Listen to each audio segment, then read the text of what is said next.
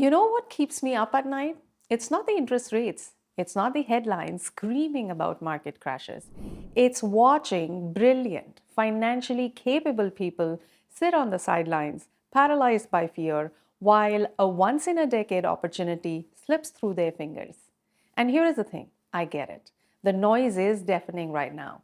Everyone's got an opinion about whether this is the worst time or the best time to invest in Greater Toronto Area real estate.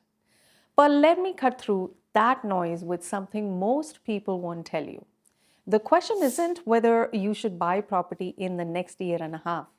The real question is whether you are one of the select few who's actually positioned to capitalize on what's happening right now.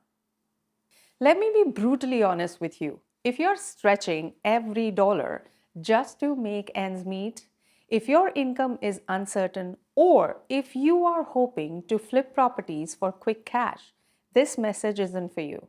Not yet.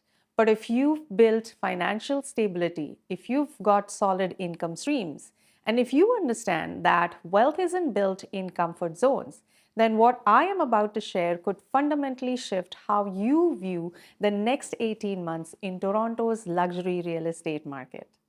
Here is what nobody is talking about.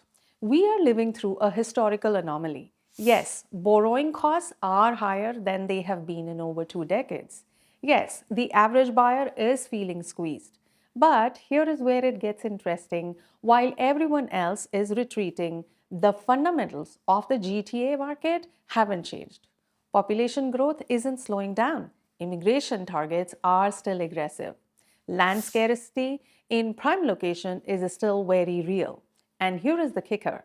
When economic pressure hits, it doesn't destroy real estate value in markets like ours. It redistributes it. It moves property from the hands of those who cannot hold on to those who can. Think about it this way. During every period of economic uncertainty in Toronto's history, there has been a pattern. The masses panic. The media amplifies that fear. Prices soften slightly, and then the people who understand the game, who had their finances in order, who could see beyond the 12-month horizon, they stepped in. They acquired premium property at negotiated prices. They locked in positions that would have been completely out of reach during the frenzy of low-rate environments. And 5 years later, those same people aren't just financially secure, they have built generational wealth. Now, I'm not suggesting you rush into anything. That would be reckless. What I am suggesting is that you recognize what phase we are in. We are in the accumulation phase. This is when smart money moves, not because conditions are easy, but precisely because they are challenging. When most buyers are disqualified by affordability, when competition drops, when sellers become more motivated, that's when opportunities emerge for those who are prepared. Let me paint a picture of what this looks like practically.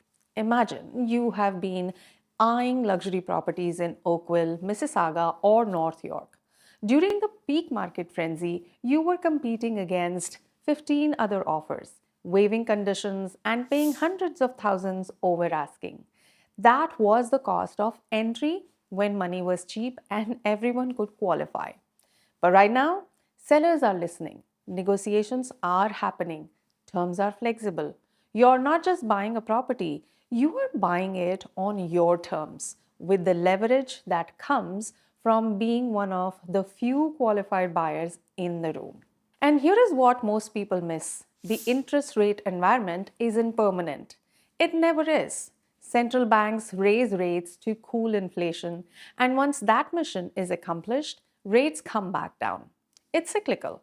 It's predictable. So when you acquire property now at a negotiable price and rates eventually normalize, and they will, you are sitting on an asset that you bought at a discount with financing that you can refinance at a better terms later. That's not speculation, that's strategy. But let's address the elephant in the room. What if the market drops further? What if prices fall another 5 or 10%? Here is my answer. If you're buying for the right reasons, long-term wealth building, rental income, portfolio diversification, short-term fluctuations are noise. The GTA has proven decade after decade that it recovers and grows. If you're buying a property you can afford in a location with strong fundamentals, with a timeline that extends beyond the next 12 months, then temporary dips are irrelevant. In fact, they are opportunities to acquire more. Now, I want to be clear about who this strategy serves. This isn't for speculators hoping to make a quick buck. This isn't for people who are financially overextended. This is for individuals and families who have done the work, who've built their income, who've saved their down payment, who understand that real estate is a long game. If that's you, then the next 18 months represent a window that won't stay open forever.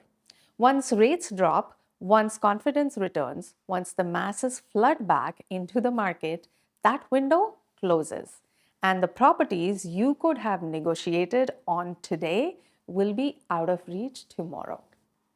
And here is what I want you to consider. Instead of asking, is now a good time to buy? Ask yourself, am I in a position to take advantage of what's available right now? Do you have stable income? Do you have a solid down payment? Do you understand the neighborhoods and property types that align with your goals?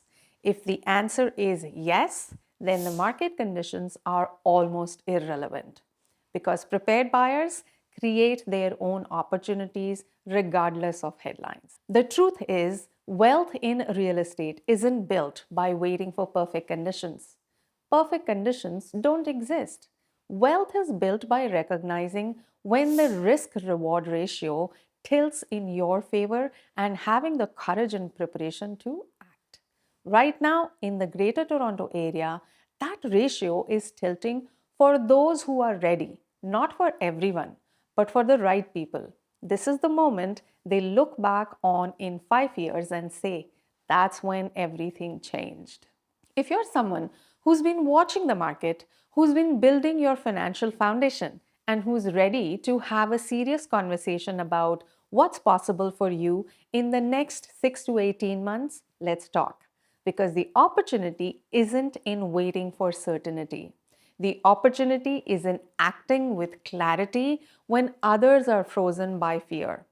And I am here to help you navigate that with precision, strategy, and a deep understanding of what makes the GTA luxury market tick.